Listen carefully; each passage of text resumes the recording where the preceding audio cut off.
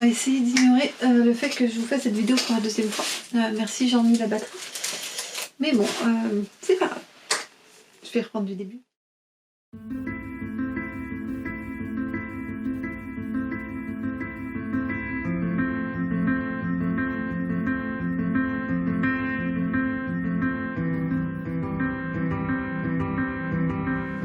Hello. Aujourd'hui je vous retrouve pour une vidéo un peu particulière. J'ai décidé de vous faire une liste, un top 3, appelez-le comme vous voulez, de mes livres préférés, ou plutôt des livres que je conseillerais à un auteur débutant, ou du moins à quelqu'un qui n'a encore jamais lu de livre sur l'écriture. J'ai choisi 3 livres en particulier sur 3 thématiques différentes que je trouve adaptées à des débutants, justement. Et justement que d'ailleurs j'aurais aimé lire en premier pour certains. Donc commençons par le commencement. Je vais vous parler de Marie Vareille et de Écrire un roman. J'aime beaucoup ce livre. L'autrice fait des vidéos sur YouTube d'ailleurs, sur l'écriture notamment, et sur la lecture. Et donc bon, comme vous pouvez voir, je l'ai plutôt pas mal souligné. Donc bon, c'est de l'auto-édition et sur Amazon. Et malheureusement, des petits soucis de blanc. Mais en soi, bon, ça m'a pas particulièrement gêné. Je l'ai lu sans souci. Et surtout, je le conseillerais énormément parce qu'il est très simple. Il est court, il fait 120 pages. Et je trouve qu'il reprend l'essentiel de ce qu'on pourrait dire à un jeune auteur. Ça vous permet de mettre des choses en place, de voir ce qui marche pour vous. On va vous parler de personnages, on va vous parler de routine aussi, enfin de plein de choses qui, je trouve, se répètent assez souvent dans des livres d'écriture. Et je trouve que l'avantage c'est que c'est très court, ça laisse le temps de mettre en place des choses et de ne pas se perdre et de ne pas se noyer sous l'information. Donc vraiment, si vous devez prendre un premier livre d'écriture et que vous voulez quelque chose de simple, c'est vraiment un très bon livre. Il va vous apprendre plein de choses que vous retrouverez ailleurs. Et je trouve qu'il va à l'essentiel et c'est ça qui fait que je le conseille énormément. Ensuite, donc bon, là je vous ai sorti mon édition française et mon édition française et mon édition anglaise. Mon édition anglaise est plus jolie et surtout moins post-itée que la française. Donc c'est Comme par magie d'Elizabeth Gilbert. Donc je disais, on va parler de créativité, mais aussi de courage, de peur, de permission. Vraiment c'est un livre qui va vous offrir un autre regard sur la créativité. Je trouve que c'est un très très bon livre si vous écrivez, si vous faites n'importe quoi de créatif, même d'ailleurs si vous vivez, en soi c'est un acte créatif, c'est un acte de création aussi. Vraiment je le conseille à tout le monde, c'est un livre c'est un livre je trouve qui aide à remettre les choses en perspective et à mieux vivre sa création en soi, enfin sa créativité. Bon comme vous voyez moi il a été voilà. Je vais vous en choisir un ou deux, au moins pour vous montrer comment moi je l'utilise, puisque je le relis régulièrement. D'ailleurs, vous pouvez aller voir, j'ai commencé avec la version anglaise de le relire, mais celui-ci reste sur mon bureau et je m'en sers quand j'ai pas particulièrement de morale ou juste quand j'ai besoin d'un petit coup de pouce. Donc j'ouvre, je choisis un petit post-it, donc là je vais en choisir un peu au pif, hop, du bleu. Alors, votre vie ne se résume pas à sauter d'un moment de grâce à un autre. La manière dont vous gérez les choses entre ces moments de grâce indique à quel point vous êtes passionné par votre vocation et si vous êtes bien équipé pour affronter les exigences de l'existence créative. Tenir le coup durant toutes les phases de création, cela c'est le véritable travail. Je bafouille beaucoup aujourd'hui. Et un petit deuxième. J'ai un petit jaune, c'est beau le jaune. Donc elle parle du courage dans ce passage. Mais si vous ne l'avez pas, essayons de vous en donner un peu. Car l'existence créative est la voie des parages. Nous le savons tous. Comme nous savons que lorsque le courage se tarit, la créativité s'éteint avec lui. La peur est un cimetière où nos rêves vont mourir et se dessécher sous un soleil de plomb. C'est un fait connu de tous. Parfois, nous ne savons tout bonnement, pas comment réagir. J'aime beaucoup son chapitre sur le courage et sur la peur notamment. Puisque quand on écrit, on a souvent peur de beaucoup de choses et vraiment, si vous avez notamment peur de ne pas y arriver, d'être trop jeune, d'être trop vieux, etc. Lisez ce livre, même si vous avez une relation un peu compliquée avec votre créativité.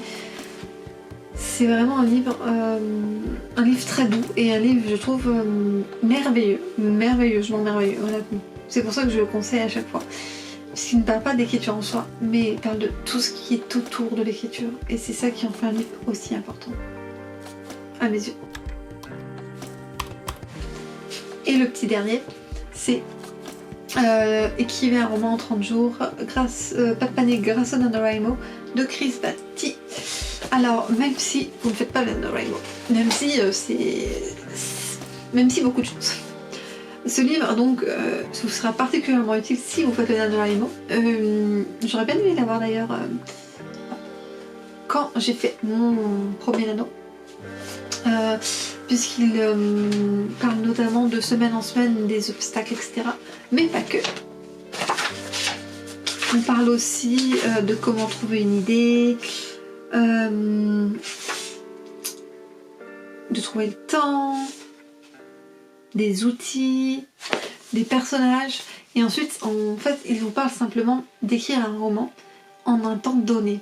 Même si là, on parle de NaNoWriMo en 30 jours. Et ce qui est très utile honnêtement si vous faites le nano, je vous le conseille vraiment. Mais même si vous ne faites pas le NaNoWriMo, parce que ça va vous donner des outils pour écrire un texte avec une deadline durant des moments précis sur comment trouver du temps, et c'est vraiment des thématiques très importantes je trouve. C'est quelque chose que beaucoup de livres n'abordent pas, comment trouver du temps, puisqu'on a des vies bien remplies, on n'a pas tous la chance de pouvoir écrire ou prendre une année pour écrire. Et vraiment, il nous parle de comment trouver du temps pour écrire dans notre vie de tous les jours. Et d'ailleurs, Marie Varey en parle aussi, notamment elle parle aussi de routine. Mais lui, il va aussi parler, par exemple, genre les 4 semaines, il parle des moments où on peut avoir des baisses de motivation, etc. Et aussi des témoignages. Bref, vraiment, c'est un livre, je trouve, très utile quand vous voulez commencer à travailler, soit à faire le NaNoWriMo, soit à travailler durant un temps réduit et de vous donner des deadlines, etc. Et voilà, je vous ai parlé que de 3 livres, c'était très court. C'était un peu le but aussi parce que je trouve quand on est jeune auteur, on est très vite noyé sous la masse de livres, d'informations, etc.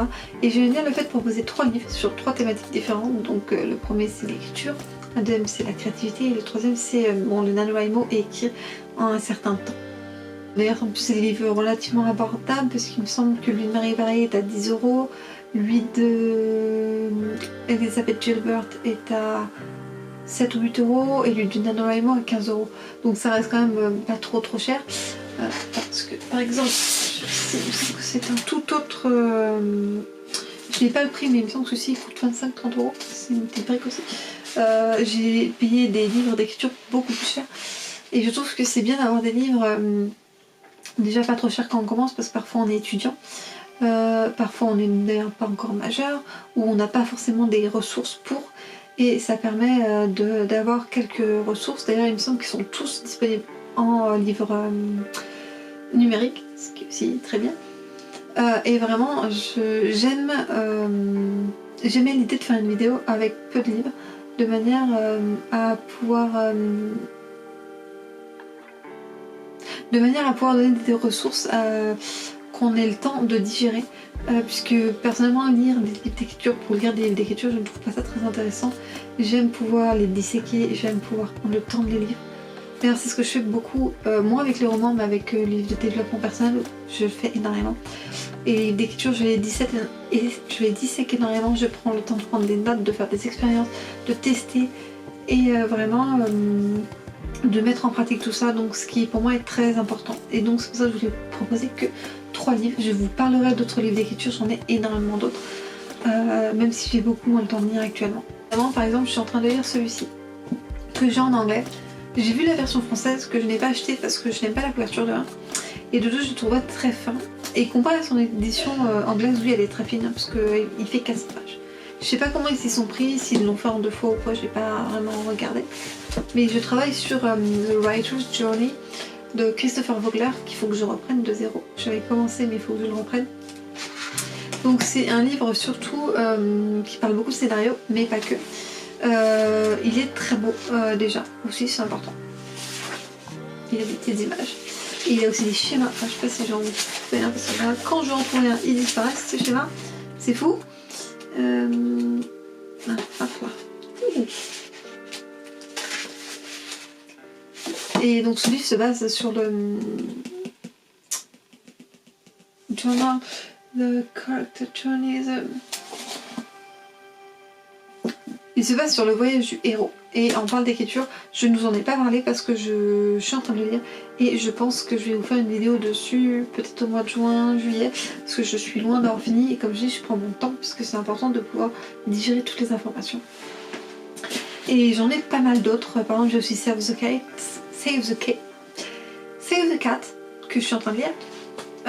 Et j'aimerais pouvoir vous faire une review tous les 2 mois, je pense, de livres d'écriture. Un seul livre, parce qu'il faut moi que j'ai le temps de le lire. Et j'ai pas le temps de faire grand chose actuellement. Voilà, c'est pour ça que je voulais vous en parler que de 3. Parce que je trouve que c'est bien de prendre le temps de lire et de laisser les livres infuser. Donc c'est pour ça. Bref, j'arrête de digresser sur le sujet. En tout cas, si la vidéo vous a plu, n'hésitez pas à me dire. Je pense que je ferai d'autres vidéos sur les d'écriture. Sous ce format ou soit un autre format, je verrai un petit peu selon mes idées. En attendant, je vous laisse me retrouver sur Instagram si vous voulez venir discuter avec moi, ou sur Twitter, ou sur Wattpad si vous voulez venir lire Soralen notamment. A bientôt!